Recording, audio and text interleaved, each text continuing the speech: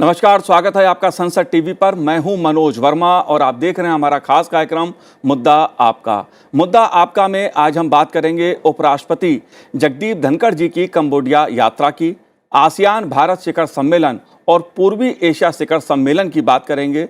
साथ ही उपराष्ट्रपति जगदीप धनखड़ जी शुक्रवार को कंबोडिया की 3 दिवसीय यात्रा पर रवाना हुए, जहां वह आसियान भारत शिखर सम्मेलन और पूर्वी एशिया शिखर सम्मेलन में भाग लेंगे। उनके साथ विदेश मंत्री एस जयशंकर जी भी गए हैं। उपराष्ट्रपति बनने के बाद जगदीप धनखड़ जी की यह पहली विदेश यात्रा है।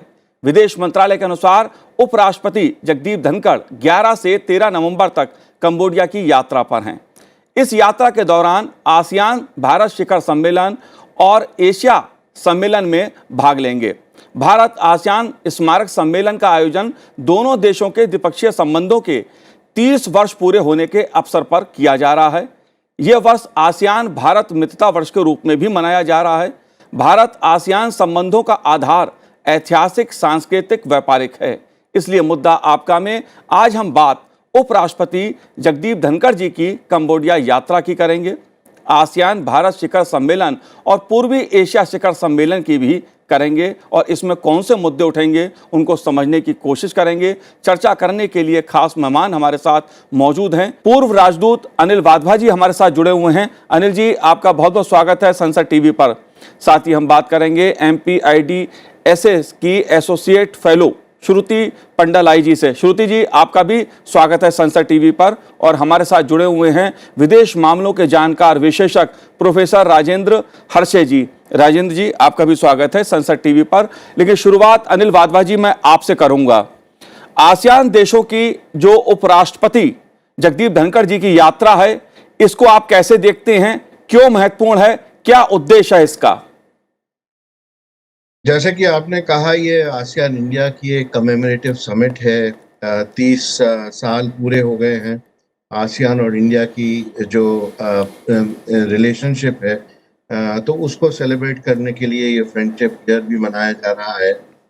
जब भी हमें आसियान इंडिया के बीच में एक समिट लेवल मीटिंग होती है तो उच्च स्तरीय लीडरशिप उसमें भाग लेते हैं।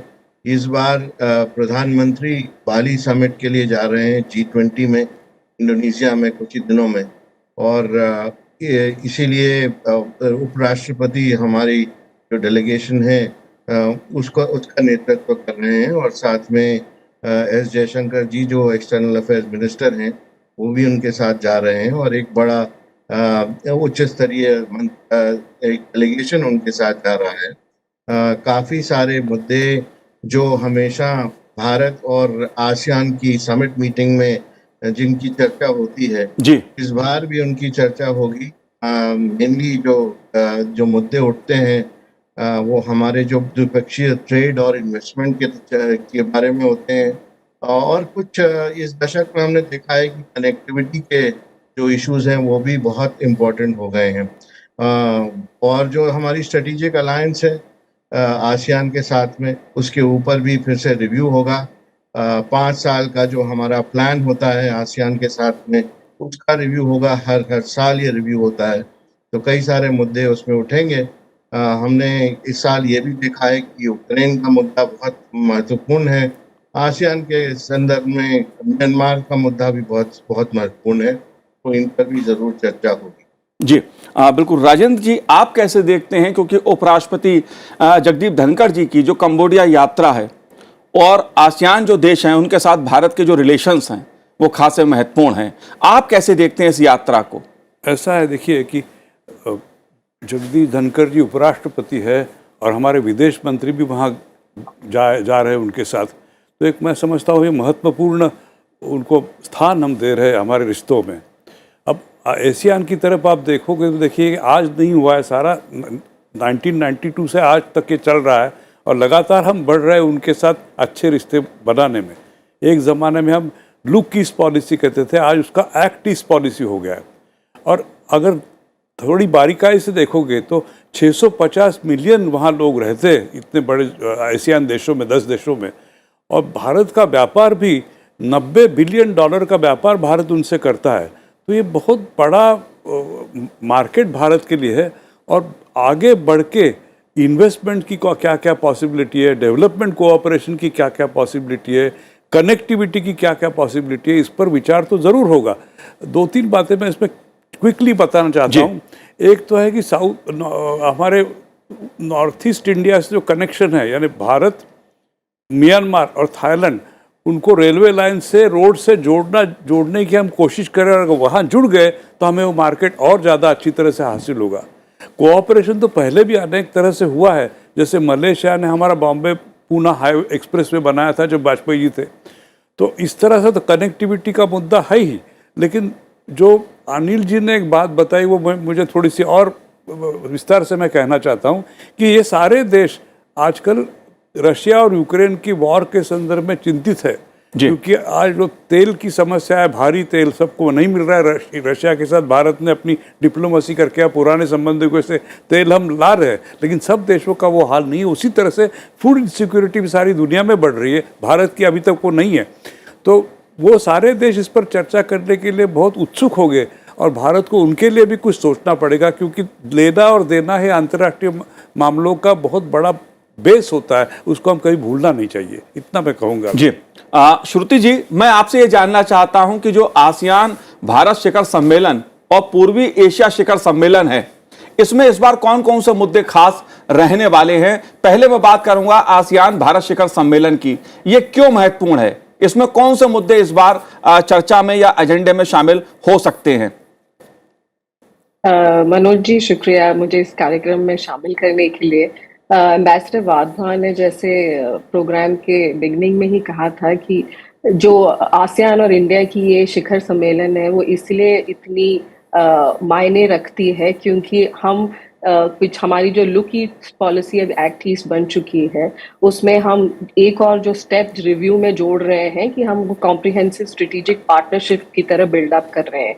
ये बहुत ही महत्वपूर्ण है क्योंकि इसमें हमारी विदेश नीति, सुरक्षा नीति और जो बायलैटरल ट्रेड पे बहुत कॉन्सिक्वेंसेस हो सकते हैं। विदेश नीति तो जैसे आप जानते हैं कि इंडिया ने अपनी इंडो पैसिफिक जो पॉलिसी और स्ट्रेटजी बनाई है उसमें आसियान का महत्वपूर्णता बहुत है। हमने ये कहा है कि हम कोई नई मैकेनिज्म या रीजनल आर्किटेक्चर नहीं बना रहे हैं, हम आसियान को महत्वपूर्ण देते हैं। जो एग्जिस्टिंग रीजनल आर्किटेक्चर है जैसे कि ईस्ट एशिया समिट है उसको लेके आगे बढ़ेंगे। अगर आपको याद होगा 14वीं ईस्ट एशिया समिट मीटिंग में प्रधानमंत्री जी ने इंडो पैसिफिक ओशंस इनिशिएटिव का अनाउंसमेंट किया था।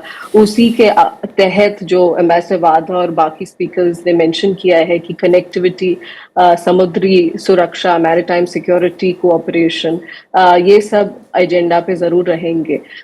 इसके अलावा जैसे हमने इंडो पैसिफिक ओशंस इनिशिएटिव में ऑस्ट्रेलिया, फ्रांस वगैरह को, जापान, इवन इंडोनेशिया को रोल्स दिए हैं, उसी तरह से हम चाहेंगे कि आसियान भी मैरीटाइम गवर्नेंस इनिशिएटिव्स और मैरीटाइम सिक्योरिटी इनिशिएटिव में हमारे साथ जुड़ जाएं, क्योंकि हम कहते आए हैं कि आसियान की जो आउटलुक ऑफ इंडो पैसिफिक है और हमारी इंडो पैसिफिक ओशंस इनिशिएटिव में बहुत मिलाप है। तो अगर हम उसकी बातों के आगे उसके कॉन्क्रीट स्टेप्स क्या होंगे वो आएगा। फिर ट्रेड की बात हुई थी, अगर आपको याद होगा पीयूष गोयल साहब ने पिछले साल कहा था कि हम जो इंडिया आसियान की फ्री ट्रेड एग्रीमेंट के में भी कुछ चीजें वापस डिस्कस करना चाहते हैं, जैसे कि अब बिकॉज थर्ड पार्टी मिसयूज नहीं होना चाहिए, और यहाँ पे ऑफ कोर्स हिंट हम चाइना की तरफ दे रहे हैं, पर हमने ये भी कहा है कि हमारा ट्रेड पोटेंशियल अभी 80 बिलियन है, 200 बिलियन तक जा सकता है अगर नॉन ट्रेड टैरिफ बैरियर्स वगैरह पे बात होगी। तो फिर उस दिशा में हम आगे कुछ देख सकते हैं, उस डिस्कशंस पे होगा और ज्यादा चर्चा हो सकती है। और फाइनली इस बार ये मीटिंग के बाद हमारे जो ADMM प्लस मीटिंग होती है जहाँ के आसियान और उनके डायलॉग पार्टनर्स की रक्षा मंत्री लेवल पे मीटिंग होगी। उस बार अगर आपने मिनिस्ट्री ऑफ एक्सटर्नल अफेयर्स की ब्रीफिंग सुनी होगी, उसमें एक इम्पोर्टेंट अनाउंसमेंट थी कि हमारे रक्षा मंत्री एक स्पेशल मीटिंग करेंगे आसियान मेंबर्स के साथ, डिफेंस मिनिस्टर्स के साथ। श्रुति जी, एक महत्वपूर्ण पहलू है, इसमें मैं चर्चा जरूर करूंगा, लेकिन पहले अनिल वाधवा जी मैं आपसे ये समझना चाहता हूं कि जो द्विपक्षीय संबंध हैं भारत और आसियान देशों के, ये कितने और क्यों महत्वपूर्ण है एक दूसरे के लिए? भारत की दृष्टि से क्यों महत्वपूर्ण है और आसियान देशों की दृष्टि से भारत उनके लिए क्यों महत्वपूर्ण है? देखिए, पहले तो ट्रेड और इन्वेस्टमेंट की बात करें, सबसे महत्वपूर्ण आजकल वो मुद्दा है कल्चरल लिंकेजेस जो हैं वो काफी सालों से हमारे बने हुए हैं। जी। लेकिन अभी ट्रेड पिछले साल 98 बिलियन डॉलर तक पहुंच गया था और ये कोविड के बाद ये बहुत अच्छी डेवलपमेंट है। अगर हम इन्वेस्टमेंट को देखें तो 118 बिलियन डॉलर इन्वेस्टेड है इंडिया में आसियान कंट्रीज से, और आसियान कंट्रीज में भारत ने भी 55 बिलियन डॉलर का निवेश किया है। और ज़्यादातर निवेश जो है वो सिंगापुर के साथ ही है, लेकिन हम चाहेंगे कि बाकी देशों के साथ ये जो निवेश है वो आगे बढ़े। और दूसरी बात, जो फ्री ट्रेड एग्रीमेंट जो हमने साइन करे हैं, हम चाहेंगे कि उसका रिव्यू जल्द से जल्द किया जाए। जैसा कि श्रुति जी ने कहा, हमारे कॉमर्स मिनिस्टर ने साफ कर दिया था कि ये जो फ्री ट्रेड एग्रीमेंट है इसका टाइमली रिव्यू होना चाहिए, क्योंकि काफ़ी साल पहले ये फ्री ट्रेड एग्रीमेंट इसके ऊपर चर्चा हुई थी और उसके बाद अब 12 साल बीत चुके हैं। उसके बाद 2018 में सर्विसेज के ऊपर जो एग्रीमेंट थी और उसके ऊपर सभी आसियान देशों की मंजूरी हुई और इन्वेस्टमेंट के ऊपर मंजूरी हुई, लेकिन इसकी रिव्यू जो है वो नहीं हो पाई है। और आजकल जो सर्कमस्टांसेस हैं भारत की इकोनॉमी में, आसियान की इकोनॉमी में, सर्कमस्टांसेस चेंज हो गए जी। तो भारत चाहेगा कि इसका जल्द से जल्द रिव्यू हो। दूसरा मुद्दा कनेक्टिविटी का है, क्योंकि हमने देखा है कि हमारे पास जो डायरेक्ट कनेक्शंस हैं आसियान कंट्रीज के साथ में, वो बहुत कंट्रीज के साथ डायरेक्ट कनेक्शन है। कई कंट्रीज ऐसे हैं जहां से हमें दूसरे आसियान कंट्रीज के वाया जाना पड़ता है। तो जब तक वो कनेक्टिविटी नहीं बनेगी तो ट्रेड पे उसका असर पड़ता है। इसी तरह से मैरीटाइम साइड में जो ट्रेड एग्रीमेंट्स हैं वो तभी अच्छी तरह से इम्प्लीमेंट हो सकती है जब हमारी सी कनेक्टिविटी को आगे बढ़ाया जाए। तो उसके लिए ट्रांजिट ट्रेड बहुत इम्पोर्टेंट है। उसके लिए ये भी इम्पोर्टेंट है कि इंश्योरेंस ऑफ ट्रेड के ऊपर हम उसके ऊपर महत्वपूर्णता हम लाएं इस रिलेशनशिप में। और ये सब जो मुद्दे हैं ये हम लगातार आसियान के साथ डिस्कस करते आ रहे हैं। अब आजकल की सिचुएशन में जो रक्षा के मुद्दे हैं वो आगे सामने आ गए हैं, क्योंकि सिक्योरिटी व्यू पॉइंट से साउथ चाइना सी में जो डेवलपमेंट्स हुई हैं और चाइना का जिस तरह से रवैया रहा है, हम देख रहे हैं कि भारत ने अपने सभी जो आसियान देश हैं उनके साथ में जो रक्षा की द्विपक्षीय वार्ताएं हैं उनको ज़्यादा तवज्जो दिया है और आगे सकती ये आगे भी और बढ़ेगा। मैरीटाइम सिक्योरिटी के साथ साथ में उसको भी आगे बढ़ाना पड़ेगा। जी बिल्कुल। राजेंद्र जी, मैं आपसे ये समझना चाहता हूं कि जो आसियान देशों का समूह है, वैश्विक स्तर की अगर हम बात करें तो दक्षिण पूर्वी एशिया में ये कितना प्रभावशाली है, और दूसरा जिस तरफ अनिल वाधवा जी ने इशारा किया कि चीन की जो एक आक्रामक रणनीति रही है, जो नीतियां रही हैं, उसके खिलाफ अगर मैं कहूं भारत और आसियान देश एक शांतिपूर्ण ढंग से कैसे व्यापार और सांस्कृतिक उस पर काम हो सके, इस पर जोर रहा है। आप कैसे देखते हैं इस मुद्दे को? कि दो मुद्दे, आपने पहला सवाल जो पूछा मैं उसका जवाब बाद में देता हूँ जी, और दूसरे सवाल का पहले देता हूँ जी। अब ये सबको मालूम है कि चीन के शी जिनपिंग को तीसरी टर्म मिली है और माओ जेडुंग के बाद है सबसे ज़्यादा बलवान नेता चीन में आए हुए। 7 जो पोलिट ब्यूरो के स्टैंडिंग कमेटी के मेंबर हैं वो भी उनके लॉयलिस्ट है। तो अब जो वो शीपिंग जो करेंगे वही कानून होगा। भाई इतने वो पावरफुल बन चुके हैं। दूसरी बात मैं कहना चाहता हूँ कि साउथ चाइना सी में तो बहुत सारा इंटरवेंशन चाइना कर ही रही है, ईस्ट एशिया के समुंदर में भी कर रही है, साउथ ईस्ट एशिया में भी कर रही है, वियतनाम को भी चाइना तंग करता है। तो कहने का मतलब ये हो गया कि चाइना भी एक मैरीटाइम पावर हो गई है, उसकी एक मैरीटाइम सुरक्षा है और लगातार अमेरिका की पावर चाइना चैलेंज करना चाहते हैं। और इसी सिलसिले में 2027 तक ताइवान चाइना इंटीग्रेट करना चाहती है विद इन इट्स फोल्ड। तो ये बहुत बड़ी समस्या होने वाली है, क्योंकि चाइना एक बहुत बलाढ्य, बहुत शक्तिमान देश उससे आने वाला है, क्योंकि 100th एनिवर्सरी को चाइना अमेरिका से कॉम्पीट करके उसको डिथ्रोन ही करने के मूड में है। तो इतना इतना एक इम्बैलेंस दुनिया के वर्ल्ड पावर्स में होने वाला है अगर चाइना ऐसा डेवलप करे तो। अब जहाँ तक करो ईस्ट एशियन एशियान देशों का सवाल है तो भारत के उनके संबंध बहुत अच्छे हैं, लेकिन चाइना अभी भी अगर हर तरह से विचार करोगे तो एक बहुत डोमिनेंट मुल्क वहाँ का है। और आपने जब 10 देशों के बारे में विचार एशियन के बारे में पूछा तो आपने डायलॉग पार्टनर्स जब उन पर विचार नहीं किया। डायलॉग पार्टनर में भारत आता है, जापान आता है, रशिया आता है, न्यूजीलैंड आता है, इंडोनेशिया आता है, तो सॉरी यूनाइटेड स्टेट्स आता है। तो ये सारे बड़े बड़े डायलॉग पार्टनर्स हैं और ये एरिया इतना क्रूशियल है कि कहीं ना कहीं मैरीटाइम सिक्योरिटी के लिए बहुत इंतज़ाम करना पड़ेगा। और इसीलिए भारत को कभी कभी वियतनाम से जो अंडरस्टैंडिंग बिल्डअप होता है नेवल मैटर्स में, जॉइंट एक्सरसाइज होते हैं, उस तरह के काफ़ी विचार हमें करने पड़ेंगे। और एक और बात है जो क्वाड की, यानी भारत, जापान, ऑस्ट्रेलिया, चाइना, ये भारत, जापान, ऑस्ट्रेलिया और एक देश सब मिलके क्वाड के वो किस तरह से चीन को कंटेन कर सकते हैं, ये भी मुद्दा है। जापान भी चीन से पीड़ित है, ऑस्ट्रेलिया भी पीड़ित है, भारत भी है और अमेरिका सबके साथ है इन चारों के। तो एक चीन को शह देने के लिए, चीन को काउंटर करने के लिए इन 4 देशों का भी एक योग्य उपाय हो सकता है। लेकिन फिर भी ये सब करोगे तभी, यानी चीन को थोड़ा थोड़ा कंटेन करोगे, उसकी डोमिनेंट प्रवृत्ति है वो कंटेन करोगे, तब आप अच्छी तरह से ट्रेड रिलेशंस निभा पाओगे, फाइनेंस रिलेशन निभा पाओगे, कनेक्टिविटी बना पाओगे। ये सारा पॉसिबल तब है। और जो एक मुद्दा आया कि एफटीए के एग्रीमेंट कैसे रिवाइज करोगे, वो भी करना है आपको। तो ये सारे, क्योंकि एक भारत के साथ एक हैंडीकैप छोटा सा है कि रीजनल कॉम्प्रिहेंसिव ट्रेड अरेंजमेंट्स में हम नहीं है, वो भी एक मुद्दा हम लोगों के साथ है। और दूसरा कि चाइना लगातार समंदर के क्षेत्र में बहुत बढ़ रहा है। मलाक्का स्टेट से लेकर अब डिजिबुती में उन्होंने अपना एक नेवल और मिलिट्री बेस बनाया हुआ है। तो ना हम साउथ चाइना टी टू डिजिबुती इन अफ्रीका, इतना बड़ा अगर पावर चाइना ले चुकी है तो कहीं ना कहीं हमें चाइना के बारे में सोचना ही है। जाहिर तौर पे जो चीन की नीतियां हैं उसके चलते कहीं ना कहीं जो आसियान देश हैं उनके बीच भी कई सवाल उठते रहे हैं, वैश्विक स्तर पे सवाल उठते हैं। जाहिर तौर पे भारत और आसियान देश जो हैं वो दोनों का लक्ष्य चीन की जो आक्रामक नीतियां हैं उसके विपरीत क्षेत्र में शांतिपूर्ण विकास स्थापित करना है।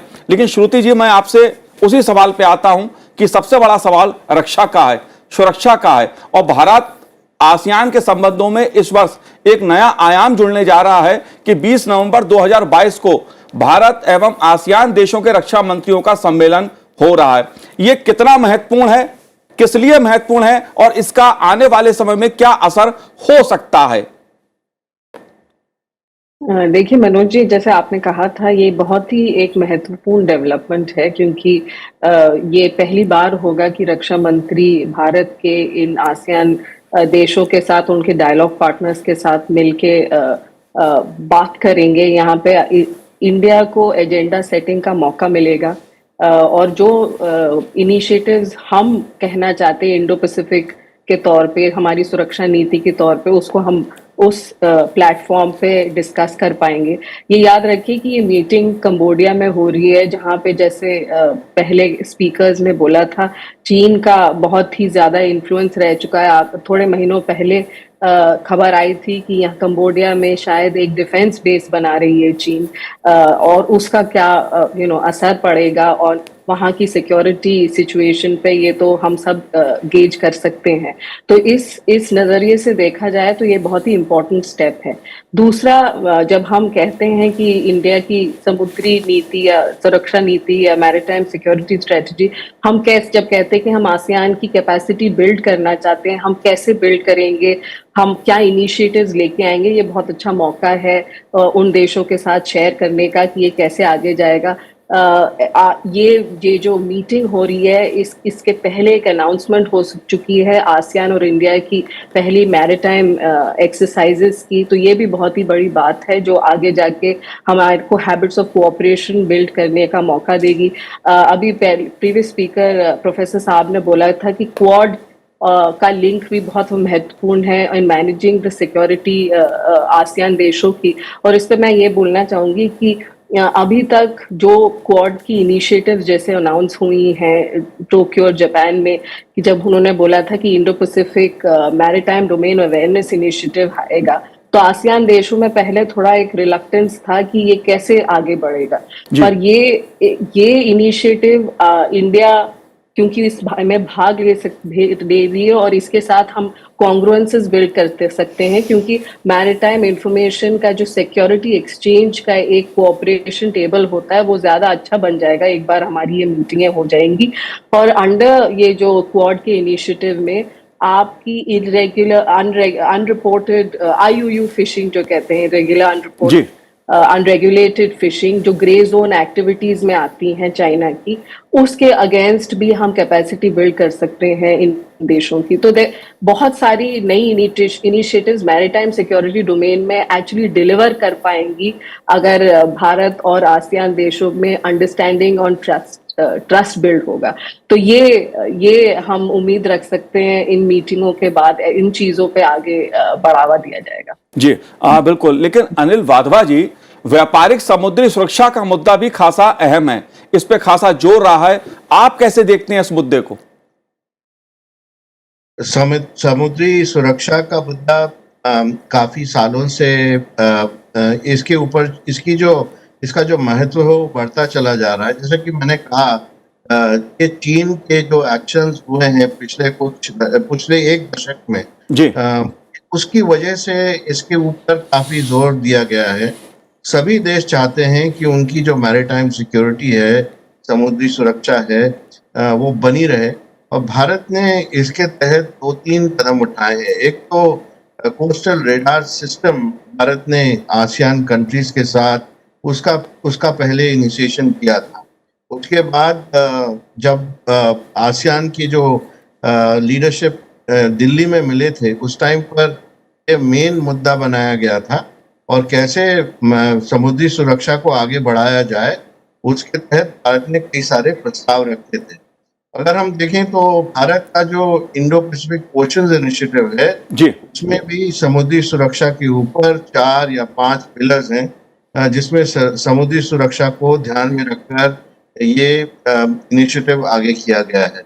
और फिर उसके बाद चौथा स्टेप जो भारत ने लिया है क्वाड के तहत हमने देखा कि जो फ्यूजन सेंटर्स हैं जो सिंगापुर में है, गुड़गांव में है, उन सभी ने जो इंफॉर्मेशन शेयरिंग है उसके ऊपर काफ़ी महत्वपूर्ण स्टेप्स लिए हैं, और उसके चलते जो एक्सरसाइजेज हुई हैं क्वाड के तहत और इंटरऑपरेबिलिटी जिसको जैसे आगे बढ़ी है, वो मैरीटाइम डोमेन अवेयरनेस को आगे बढ़ाती है और समुद्री सुरक्षा को और सुरक्षा देती है।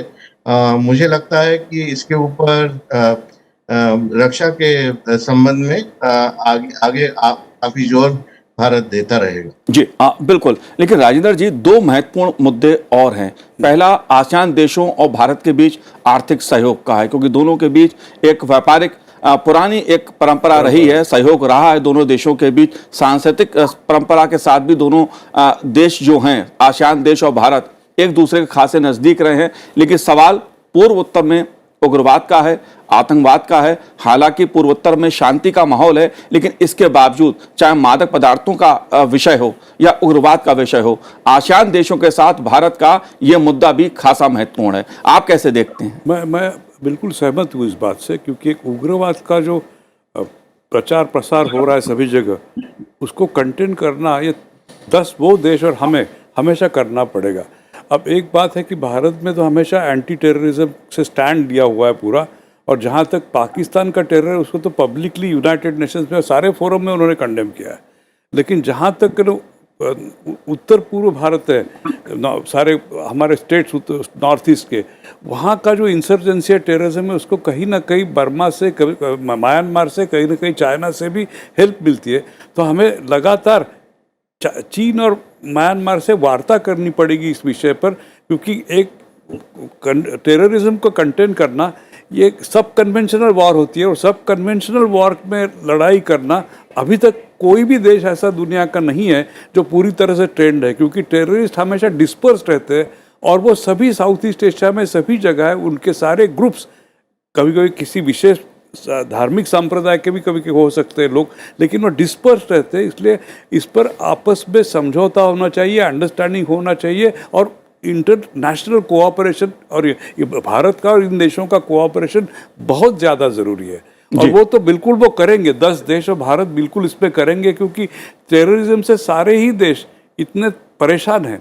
और इसमें मैं समझता हूँ 10 देश और भारत अगर देखोगे तो नेवी के हिसाब से तो भारत सबसे ताकतवर है।